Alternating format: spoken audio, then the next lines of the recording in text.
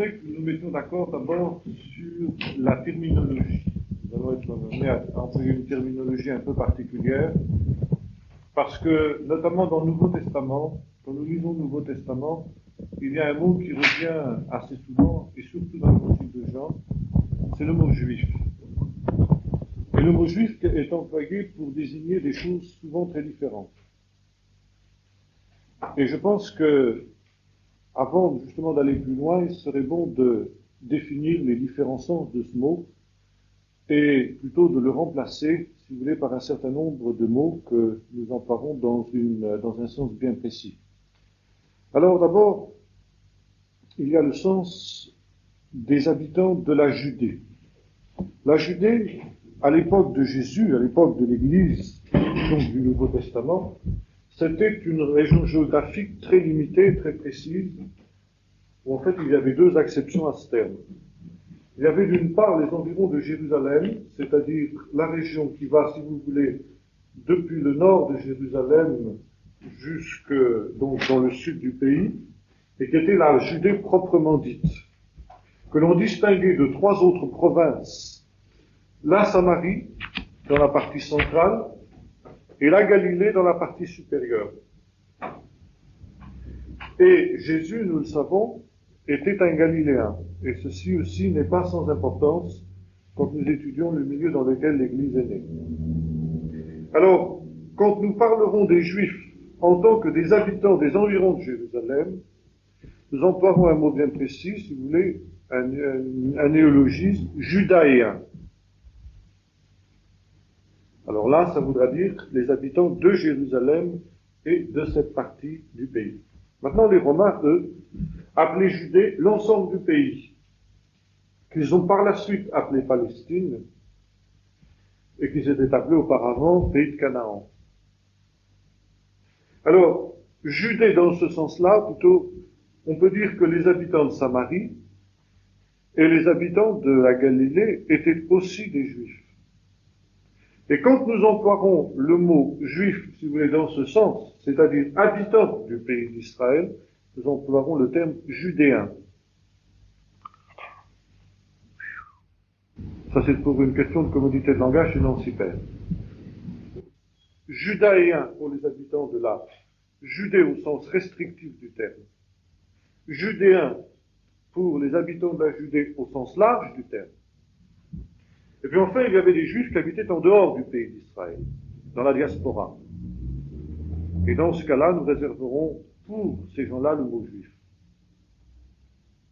Dans ce sens, si vous voulez, les Judéens étaient aussi des Juifs, bien sûr, c'est-à-dire ils appartenaient à ce peuple qui était dispersé à l'époque de Jésus déjà sur toute la surface de la terre.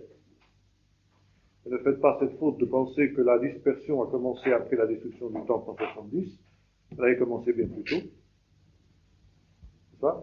Mais, en plus de cela, ils étaient habitants de la Judée, donc judéens. Et puis ensuite, vous avez les habitants de Jérusalem, qui étaient juifs, qui étaient judéens, et qui étaient judaïens.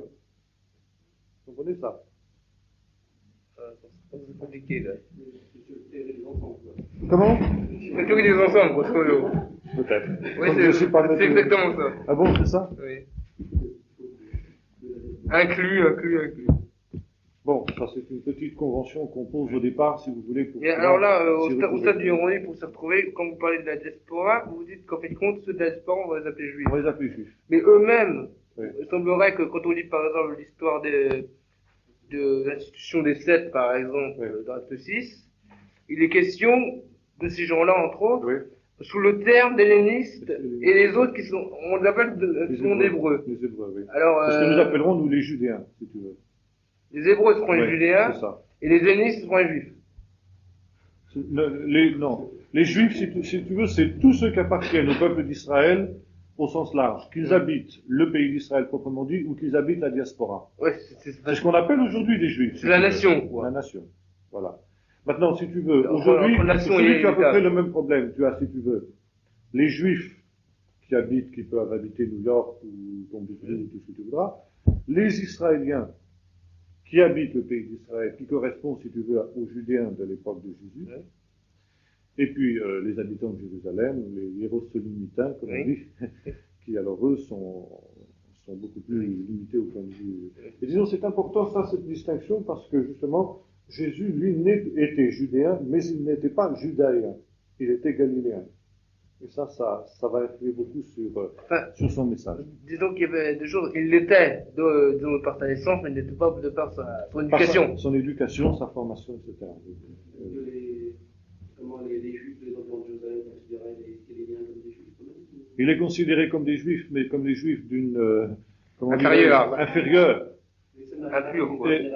Alors là, comme des Juifs abattardis, alors là, des hérétiques, quoi. Hein. Tandis que les Galiléens n'étaient pas considérés comme hérétiques au sens où l'étaient les Samaritains, mais c'était des paysans, c'était des gens vulgaires, quoi, des prolétaires, tout juste ils avaient un accent particulier, ils étaient plus portés sur une culture beaucoup plus ouverte que les Judéens, et par conséquent, ils étaient méprisés par les rabbins scolastiques de Jérusalem. Bien. Alors. Et justement, là, puisqu'on est au mot juif, et que vous parlez des rabbins, et que, en fait, dans l'évangile de Jean, c'est encore plus précis, quand on voit les chefs religieux auxquels Jésus s'adresse, généralement, alors, donc, ça complique encore les choses. C'est pour ça, justement, c'est dans cette vision de l'étude de l'évangile de Jean, et ça, c'était une question que Marc m'avait posée il y a quelque temps, que j'avais pas approfondi à l'époque, et c'est pour ça, justement, que l'évangile de Jean est piégé dans nos traductions. Parce qu'il traduit tous ces mots-là systématiquement par le mot juif.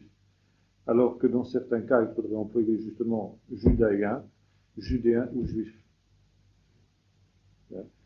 Et ça, c'est très important parce que, en fait, n'est-ce pas, dans la langue dans laquelle Jésus s'exprimait, que l'araméen, vous aviez ces nuances-là, vous aviez ces trois mots. Qu'on n'a pas en grec. Qu'on n'a pas en grec. Et le grec a traduit tous ces trois mots par judaoi, n'est-ce pas, les juifs. Et ça, c'est devenu, je dirais, une source d'ambiguïté dans toute l'histoire de l'Église jusqu'à nos jours, dans la mesure où ça a été un des ferments aussi de l'antisémitisme chrétien, n'est-ce pas, qui a identifié les Juifs de tous les lieux et de tous les temps avec les Judéens qui précisément s'opposaient à Jésus essentiellement parce qu'il était galiléen. Et parce que de Galilée ne pouvait pas surgir de prophète, et à plus forte raison de Messie. Souvenons-nous de la réflexion de Nathanaël, peut-il venir de Nazareth quelque chose de bon? C'est le mépris du judaïen pour Jérusalem. Un peu, si vous voulez, toute proportion gardée, l'attitude du Parisien vis-à-vis du provincial, n'est-ce pas? Le Parisien qui se considère comme le nec plus ultra en ce qui concerne la nation française et qui méprise le paysan qui sort de sa cambrousse, comme on dit vulgairement, quand il arrive à Paris. C'est un peu la même mentalité. Hein, c'est un peu la même mentalité. Alors je crois que ça c'est un petit détail, mais si vous voulez, il faut tout de même le souligner. Alors venons maintenant à notre thème proprement dit, le milieu juif dans lequel l'Église est née.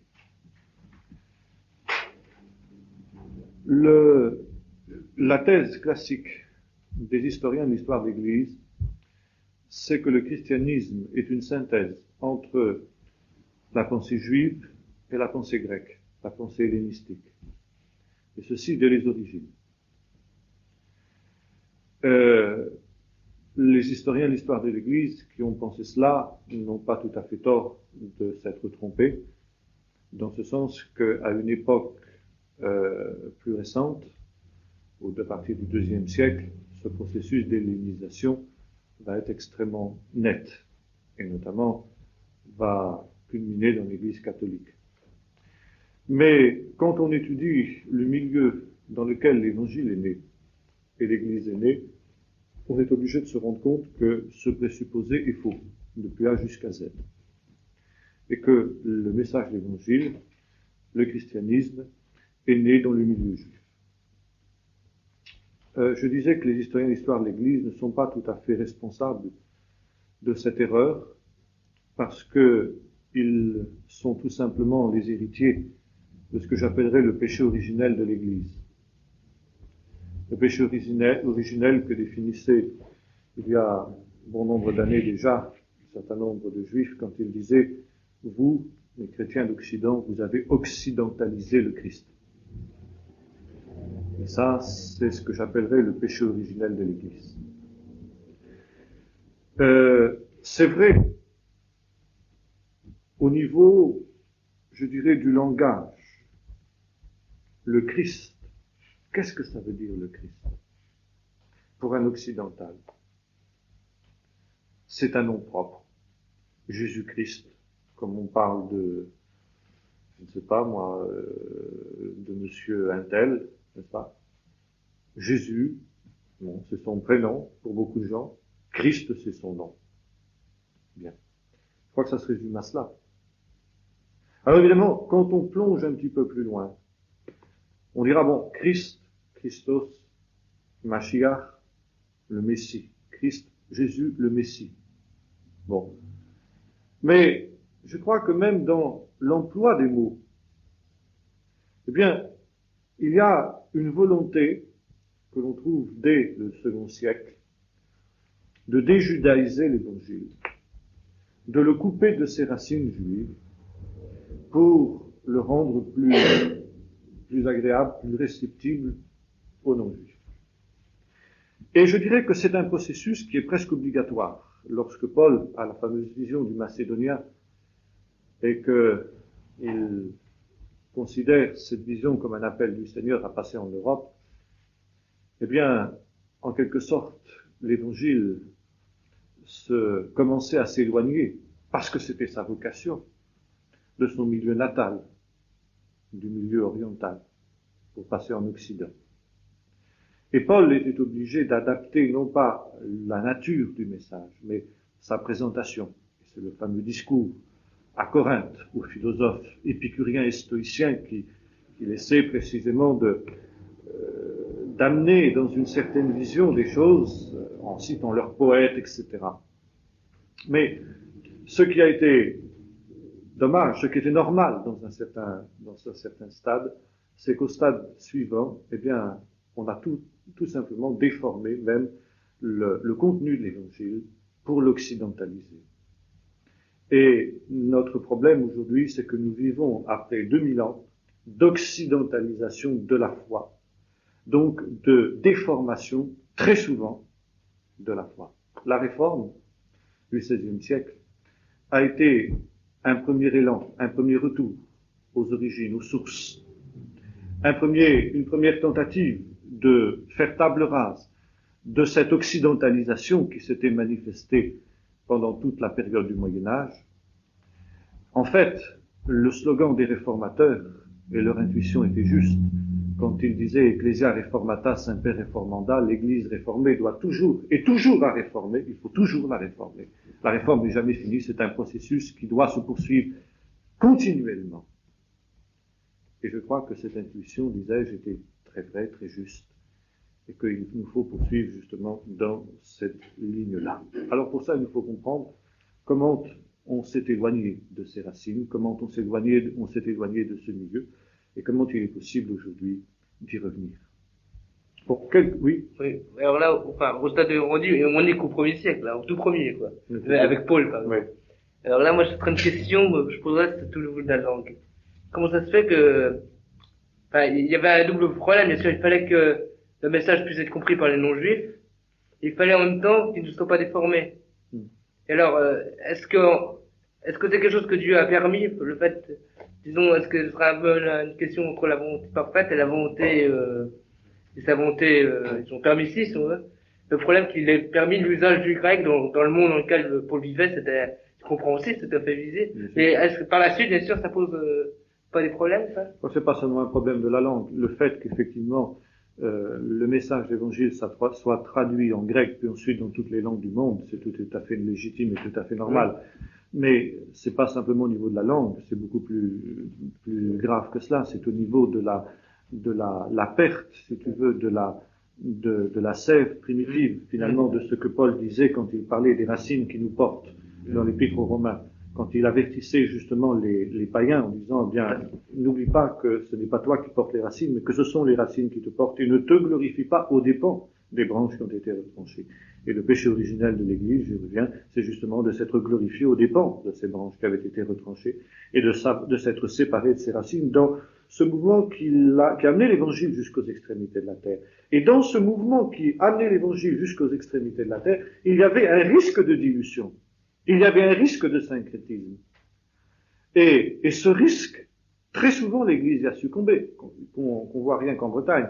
Les dolmens ou les menhirs sur lesquels on a mis des croix, le culte de Sainte Anne, qui est le vieux culte de la vieille déesse celte Anna, qui a été récupéré par le christianisme. Hein? Alors, ça, c'était le risque.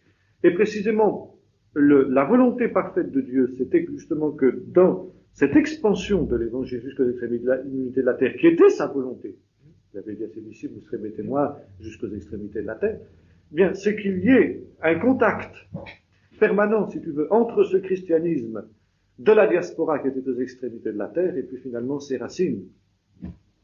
C'était qu'il y ait un élément juif important dans l'Église, une fraction importante du peuple juif qui reste dans l'Église justement pour garder finalement la sève primitive. Et c'est cela qu'il n'y a pas eu. Et c'est cela qu'il n'y a pas eu, encore une fois, l'Église n'en est pas entièrement responsable, car l'Église a été aussi victime d'une terrible catastrophe qui a atteint le peuple juif. C'est la destruction de Jérusalem en 70. Et cette destruction de Jérusalem, on ne s'est pas encore rendu compte suffisamment dans l'histoire de l'Église de la catastrophe que ça représentait non seulement pour le peuple juif, mais pour l'Église. Car Jérusalem, c'était l'Église mère.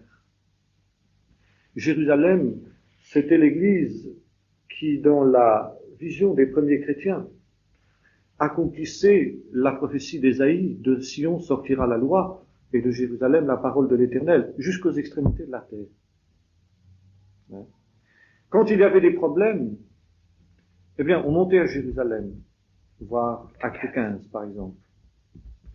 Quand il y avait une expansion importante qui éloignait l'évangile de ses origines, il y avait un contact qui restait avec Jérusalem, par exemple par les collectes que Paul organisait en faveur des pauvres de l'église de Jérusalem, pour garder le contact.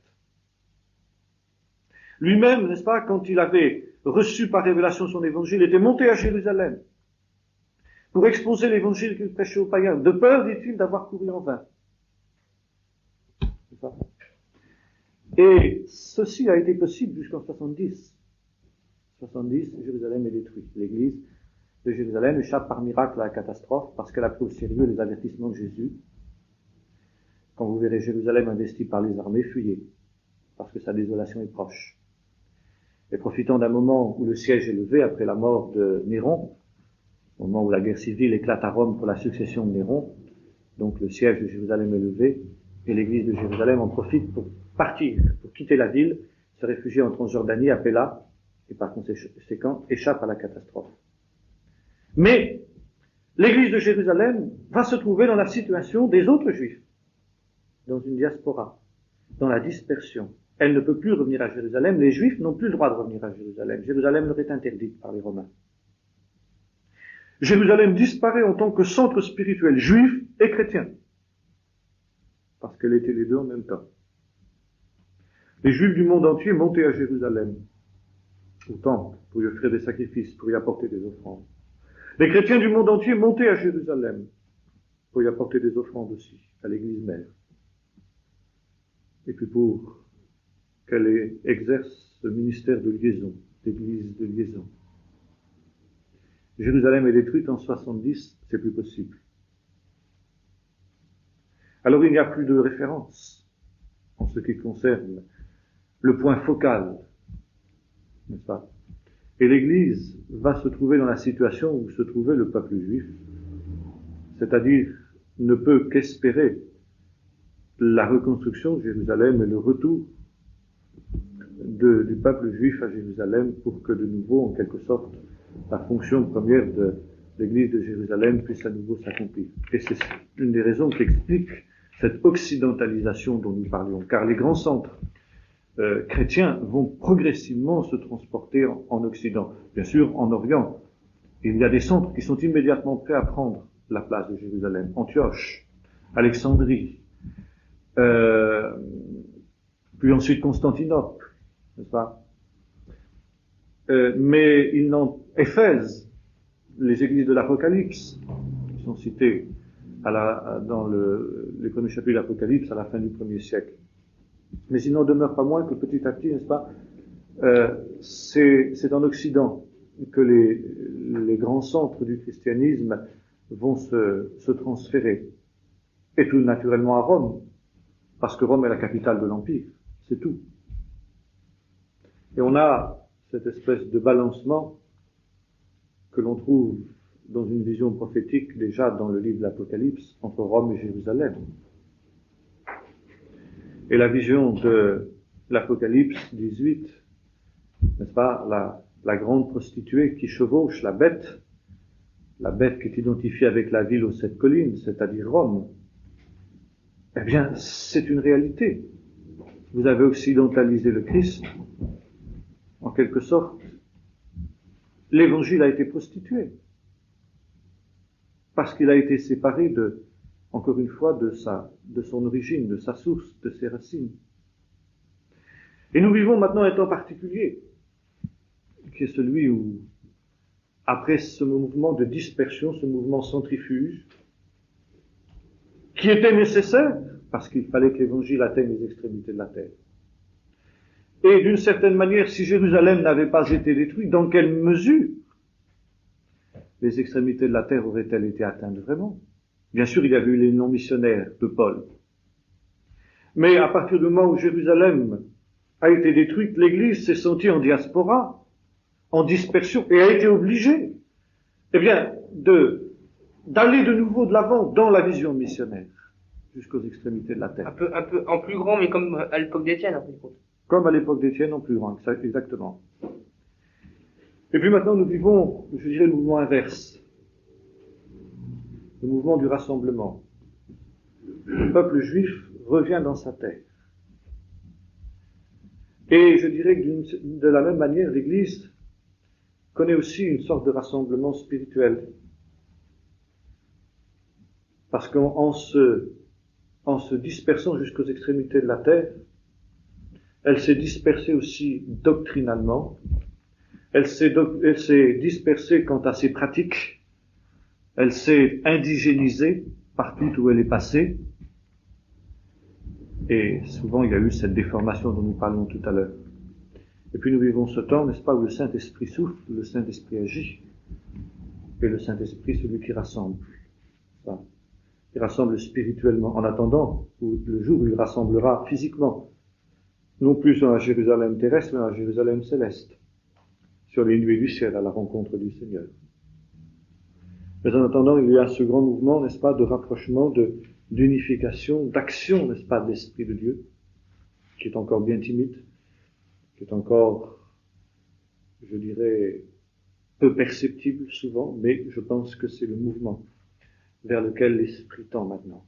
Et en même temps, il y a cette redécouverte qui a commencé, disais-je, à la Réforme, ce retour aux sources, ce retour aux grandes réalités de la foi que le Saint-Esprit, étape après étape, remet en honneur, remet en évidence. Et nous avons là tout le schéma de l'histoire de l'Église. Un mouvement centrifuge et un mouvement centripète. Dispersion jusqu'aux extrémités de la terre, dans un grand élan missionnaire, mais en même temps avec une dispersion, avec un exil spirituel, avec une prostitution de la foi, une perte, le sel qui perd sa saveur, et c'était le danger. N'est-ce pas, que dispersé dans le monde entier, il se dilue dans le monde. Et puis, à partir de la Réforme, c'est le mouvement inverse. N'est-ce pas? C'est un mouvement centripète, c'est un mouvement de retour spirituel d'abord, et puis ensuite, je dirais, rapprochement des différentes familles chrétiennes, les unes par rapport aux autres, guérison des blessures, des cassures, des déchirures, et puis en dernier lieu, une guérison de la première cassure et de la plus grave des cassures, la cassure entre l'Église et le peuple d'Israël. Et vous arrivez là, dans Romains 11, n'est-ce pas, cette résurrection d'entre les morts dont Paul parle quand il y aura cette illumination d'Israël, qui sera l'occasion d'une bénédiction indicible pour le monde entier. Car si déjà dans cet exil, n'est-ce pas, je crois qu'il faut garder à l'image constamment ce parallélisme entre le dessein plutôt le sort du peuple d'Israël et le sort de l'Église. C'est absolument parallèle. Il y a dispersion du peuple juif jusqu'aux extrémités de la terre, à partir de 70. Et il y a dispersion de l'évangile de l'Église jusqu'aux extrémités de la terre. Alors, c'est une bénédiction que cette dispersion, parce que le monde entier peut être évangélisé. En même temps, ça a son revers. Ça a son revers parce que il y a des cassures permanentes. Parce qu'il y a des problèmes de doctrine. Parce qu'il y a des problèmes moraux, des problèmes spirituels graves qui naissent, comme dans le peuple juif. Et puis il y a un moment où c'est le mouvement inverse, tant du côté du peuple juif que de l'Église. Destin parallèle. Alors le peuple juif se rassemble dans sa terre. Et le peuple de l'Église se rassemble dans le royaume. Se rassemble spirituellement dans le royaume. Mais c'est le même mouvement.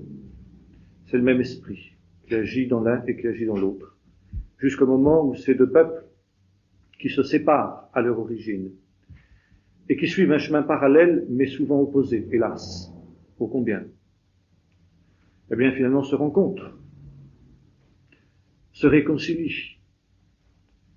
Je dirais dans la grande vision apocalyptique des choses dernières et de l'accomplissement du dessein de Dieu à la veille de l'avènement du royaume messianique. Alors voilà le schéma dans lequel s'inscrit notre histoire d'Église. C'est cette vision que nous allons essayer de suivre pas à pas, cette évolution que nous allons essayer de suivre pas à pas. Et la première de ces étapes, c'est-à-dire la cassure, justement. La cassure entre ces deux peuples de Dieu, entre Israël et l'Église. Quelques mots d'abord, si vous le voulez, de ce que j'appellerais vraiment le milieu extérieur. Il faut dire quelques mots de ce milieu-là avant de pouvoir comprendre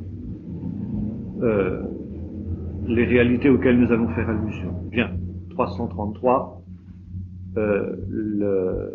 l'Empire, 333 avant Jésus-Christ, bien sûr, l'Empire perse succombe définitivement sous les coups d'Alexandre le Grand. Tout l'Orient tombe entre les mains des Grecs et va se trouver hellénisé. Alexandre le Grand, sa politique, c'est d'installer partout où il est passé des colonies de vétérans qui vont cultiver la terre et puis qui vont aussi, en quelque sorte, imprimer la marque grecque sur toutes les populations qui ont été conquises. Alors, au point de vue langue, au point de vue culture, et au point de vue langue, et au point de vue religion, je dirais. Alors, tout le Moyen-Orient va devenir de religion grecque, et de langue grecque, en l'espace de quelques décennies, disons. N'est-ce pas? Et c'est la raison pour laquelle, lorsque Rome va apparaître sur la scène de l'histoire, Rome, qui va d'abord s'étendre, je dirais, en direction du sud, avec les guerres puniques, Carthage, etc., va ensuite se tourner vers l'Orient. Mais cet Orient, en quelque sorte, il n'en changera pas la physionomie. Je dirais que c'est plutôt l'Orient qui va transformer Rome. Rome ne va faire que donner à l'Orient une organisation juridique et politique sans changer sa culture et sa mentalité. C'est la culture grecque, au contraire, qui va envahir l'Empire romain. Et vous savez que déjà, au moment où l'Orient grec, l'Orient hellénistique tombe entre les mains de Rome, eh bien, l'Empire romain va être bicéphale. Il va y avoir l'Empire romain d'Occident, de langue latine et de pensée latine, et puis l'Empire romain d'Orient, de langue grecque et de culture grecque. Jusqu'au moment où la coexistence de ces deux cultures à l'intérieur de l'Empire romain va devenir impossible, et où il va y avoir cassure entre les deux.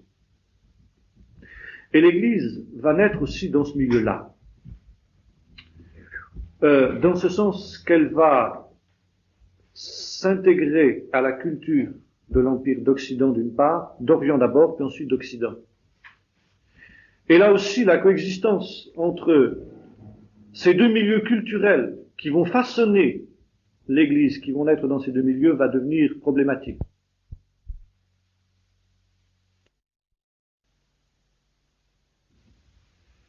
Qui est celle justement de ce qu'on appelle la mishnaïsation. C'est un mot sur lequel on aura à revenir beaucoup. Ça veut dire répéter en écho, en hébreu. Vous avez deux choses. Et là, on est obligé de s'initier un petit peu à la littérature hébraïque de l'époque, parce qu'on retrouve ça dans le Nouveau Testament, exactement. Le même schéma. Vous avez la Mikra. Mikra, c'est ce qui se crie, c'est ce qui se proclame. La parole de Dieu, écrite, mais écrite pour être lue à haute voix. Et ça, Jacques Ellul dit la même chose. Intéressant. Trouvez ça. Elle est écrite pour qu'on en garde souvenir. Elle est écrite à cause de sa sainteté. Mais elle est faite pour être lue, proclamée à haute voix. Et puis vous avez ensuite la Mishnah. Mishnah, c'est la répétition en écho de ce qui est proclamé, mais qui est proclamé en écho pour être compris. Donc qui est traduit. Traduit et expliqué. Et ça commence avec Ezra, dans le texte que je citais tout à l'heure. Et le culte de la synagogue, depuis l'époque d'Ezra jusqu'à l'époque de Jésus, la destruction du temple, c'est l'époque où l'on mishnaïse la Bible, la parole de Dieu. Ça veut dire que vous avez le docteur de la loi, l'enseignant, qui lit un verset en hébreu. Et vous avez à côté de lui un individu particulier qu'on appelle le Meturgeman. Ça veut dire le traducteur. Et en grec, ça se traduit par le paraklétos. Le traducteur ou l'avocat. En fait, les Juifs n'ont pas trouvé de mot équivalent pour traduire ce qu'était le Meturgeman dans la synagogue, et ils ont pris le terme paraklétos, avocat, pour lui donner le sens de traducteur. L'interprète, si vous voulez. L'interprète pour faire comprendre. Et là, vous voyez tout de suite aussi la relation qu'il y a dans l'évangile de Jean. Jésus qui dit, n'est-ce pas, je m'en vais, mais je vous enverrai un paraklétos, le Saint-Esprit, qui vous fera comprendre tout ce que je vous ai dit, qui répétera en écho ce que je vous ai dit, et puis qui le mettra à votre portée, qui vous le fera comprendre. Il vous conduira dans toute la vérité. Il vous dévoilera la vérité. Et c'est le rôle du Meturgeman. Alors, ça donne naissance à ce que l'on appelle les Targums, c'est-à-dire les traductions araméennes de la Bible. Les traductions araméennes de la Bible, l'Ancien Testament, elles étaient destinées à être prononcées à haute voix, oralement, et jamais écrites. C'était absolument interdit de les écrire. Pour deux raisons. La première, c'est que ça aurait donné à cette parole, qui alors aurait été écrite, la même valeur que le texte hébreu, le texte de l'Ancien Testament, de la Bible,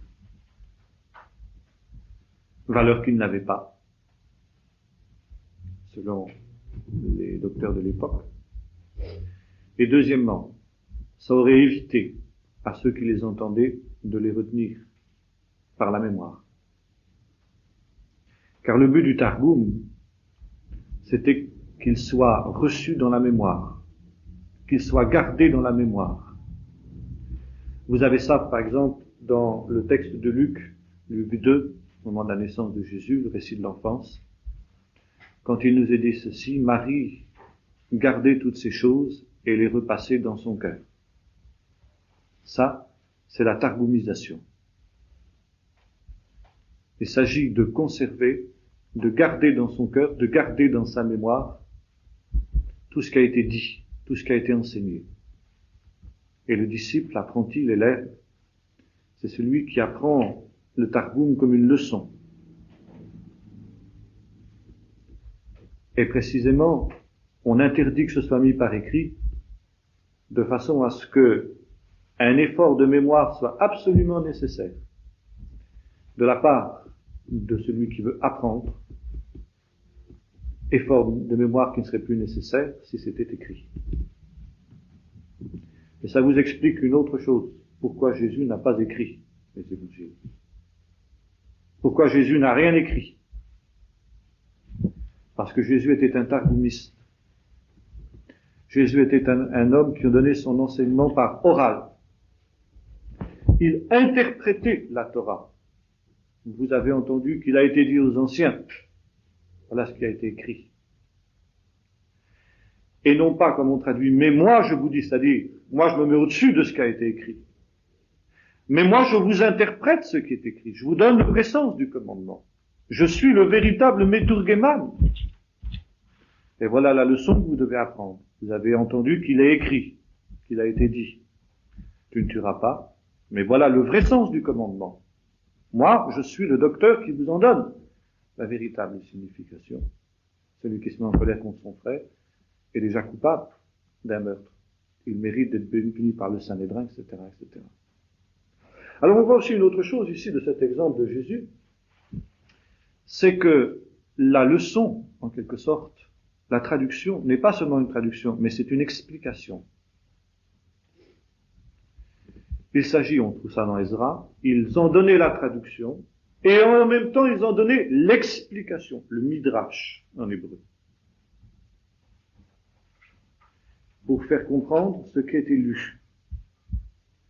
Il s'agit non seulement d'apprendre par la mémoire, mais de comprendre ce qui est dit. Alors, il y a deux temps d'abord dans la traduction. Un temps où l'on traduit, je dirais mot à mot, où l'on décalque dans la langue dans laquelle on traduit la langue originale, et un deuxième temps où l'on explique la signification de ce qui a été traduit et lu. Bien entendu, dans un deuxième temps, les deux choses tendent à se fondre, c'est-à-dire que celui qui traduit, le Meturgeman, a tendance à donner une traduction qui est déjà une explication. Et le Targum, à ce moment-là, n'est plus une traduction fidèle au sens où on l'entendrait aujourd'hui, mais est une traduction-explication, comme vous avez par exemple Sécune qui a fait ça en français avec, comment ça s'appelle? Parole vivante ou parole pour... Oui, c'est le même principe. C'est le même principe. C'est une traduction-explication. Et ça, c'était très courant à l'époque de Jésus, et même déjà avant lui, bien avant lui. Alors, vous aviez ça en Judée, chez les Judéens. Et vous avez ça chez les Juifs de la diaspora, chez les Juifs hellénistiques de langue grecque. Le même processus. Seulement, c'est plus cette fois-ci en araméen, mais c'est en grec. Et ça vous donne les Septante, traduction des Septante. La traduction des Septante, c'est d'abord un targum. Pourquoi on le met par écrit, alors que c'est interdit? On le met par écrit dans les moments de crise nationale très grave. Quand le temple de Jérusalem est détruit, puis quand la répression s'abat après la révolte de Bar Korba, que les rabbins sont pourchassés, mis à mort, alors on risque de perdre ce trésor qui se transmettait de bouche à oreille, comme la formule de la potion magique de Panoramix. C'est le même principe. Alors là, on dit, il n'y a pas, pour pas que ça se perde, on va quand même le mettre par écrit. Et c'est ce qui se passe avec les évangiles. Et pour la même raison. Les évangiles sont écrits au moment de la destruction du temple de Jérusalem. Pourquoi? Parce que c'est la période, justement, où le temple étant détruit, les apôtres disparaissant par la mort, et leurs disciples dispersés par la persécution, on risque de perdre le trésor de l'enseignement de Jésus, qui jusqu'alors avait été recueilli oralement et transmis oralement. Alors on écrit les évangiles. Comme on écrit à l'époque les Targums, comme on écrit justement, comme on avait écrit plus tôt, n'est-ce pas, la traduction des Septante. Alors quelle est la valeur de la traduction des Septante? La traduction des Septante, on ne peut pas dire qu'elle soit inspirée. Mais elle va devenir la Bible de l'Église. L'Église va la recueillir avec les évangiles. Et l'Église va y ajouter les évangiles. Pourquoi? Parce que c'est un instrument formidable pour l'évangélisation des païens. Puisque les païens parlent grec. Alors pourquoi ne pas prendre ce Targum de la Bible en y ajoutant le Targum, l'autre Targum de la Bible qu'est l'Évangile, c'est-à-dire l'enseignement de Jésus. Et l'enseignement de Jésus, n'est-ce pas, forme un tout avec cet ensemble qui va devenir la Bible, je dirais, de tout l'Orient chrétien. Jusqu'à aujourd'hui, d'ailleurs, l'Église grecque continue à lire la Bible dans la version des Septante, l'Église orthodoxe. En Russie, etc., on lit la Bible en grec, le peuple n'y comprend rien, bien sûr. C'était comme quand on la lisait en latin, en Occident, n'est-ce pas? Mais c'est cette Bible-là qu'on prend. Alors, c'est la raison pour laquelle, quand vous lisez, par exemple, le Nouveau Testament, vous allez trouver des citations de l'Ancien Testament qui ne correspondent pas tout à fait à ce que vous avez dans le texte. Pourquoi? Parce que c'est souvent tiré des Septante. Pas toujours. Parce qu'il y avait, semble-t-il, dans l'Église primitive, dans le Nouveau Testament, d'autres Targums, puisque le Targum c'était oral, n'oublions pas, grec, qui était aussi utilisé. Mais le plus courant c'était quand même les Septante. Alors voilà comment le Seigneur a utilisé cela. Cette unification politique sous le sceptre de Rome, la Pax Romana, qui avait amené la construction de routes qui permettaient des déplacements rapides et relativement sûrs, les légions qui faisaient régner l'ordre, en sorte que les voyageurs, les missionnaires chrétiens pouvaient se déplacer sans crainte d'être attaqués trop par des brigands ou des pirates de tous ordres. Une unification linguistique qui faisait que partout on pouvait se faire comprendre avec le grec et qu'on pouvait prêcher l'évangile, qu'on pouvait prêcher le message de Dieu grâce justement à cet argument grec qui était utilisé à ce moment-là. D'autre part, le judaïsme avait des synagogues dans toutes ces villes grecques. Et il y avait des gens qui craignaient Dieu dans toutes ces villes. Alors c'était facile d'utiliser les synagogues comme tremplin pour la prédication de l'Évangile. D'autre part, le paganisme de l'époque était sur le déclin. Assez peu de gens continuaient à croire aux légendes des dieux grecs. Il y avait une grande soif spirituelle dans le monde païen, qui faisait qu'on se tournait vers les religions orientales, un petit peu comme aujourd'hui, les religions à mystère, par exemple. Le culte de Mitra est très, très populaire. Et le christianisme est arrivé à point, si j'ose dire, pour combler un vide. D'une civilisation décadente, d'une civilisation dont les valeurs s'écroulaient, d'une civilisation qui se lançait dans le laxisme moral, effréné. Et je crois que cette civilisation extérieure ressemblait par plus d'un point à notre civilisation moderne. Une civilisation qui ne croyait plus dans ses valeurs, une civilisation dans laquelle il y avait une grande soif et un grand vide, et une civilisation où, en quelque sorte, allaient l'emporter ceux qui avaient gardé, je dirais, la pureté de ce qui leur avait été transmis.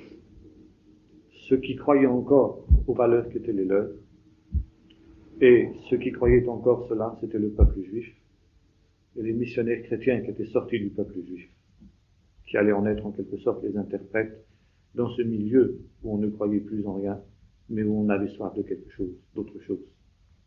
Et c'est pourquoi l'étude de cette période, l'étude de ce contexte extérieur est extrêmement important dans l'époque dans laquelle nous vivons. Parce qu'on pourrait faire un parallèle évidemment avec, je dirais, la vocation de l'Église du XXe siècle. L'histoire se répète à ce niveau-là à fond. Quelle sera, en quelque sorte, l'espérance du renouveau? Bien, c'est à partir du moment où un certain nombre de gens auront gardé la foi, auront gardé la pureté, gardé intact le dépôt. Et garder intact le dépôt grâce à la parole. Une parole transmise fidèlement, une parole transmise, pas pour être reçue, pour être comprise, traduite, comme l'avait été la parole de Dieu, dans toute cette période préparatoire dans laquelle le christianisme était apparu. C'est ça.